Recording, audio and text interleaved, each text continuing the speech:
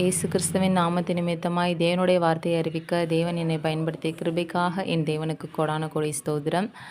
வீடியோஸில் பார்த்தீங்க அப்படின்னா என்னோடய லைஃப்பில் தேவன் செய்த மிகப்பெரிய ஒரு அற்புதத்தையும் அதிசயத்தையும் தான் நான் அந்த வீடியோவில் ஷேர் பண்ணியிருக்கேன் உங்களுக்கு.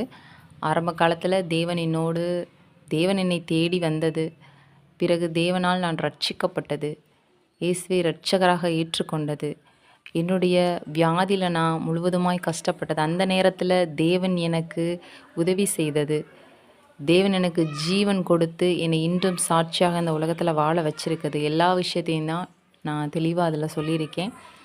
அதே போல் இப்போ ரட்சிக்கப்பட்ட ஜனங்கள் உங்களுக்கு இது பயனுள்ள ஒரு வீடியோவாக இருக்கும். இது உங்களுக்கு இன்னுமே விசுவாசத்தையும் தேவனிடத்தில் இருக்க அன்பையும் உறுதிப்படுத்துகிற ஒரு மிகப்பெரிய ஒரு உண்மையுள்ள சாட்சி.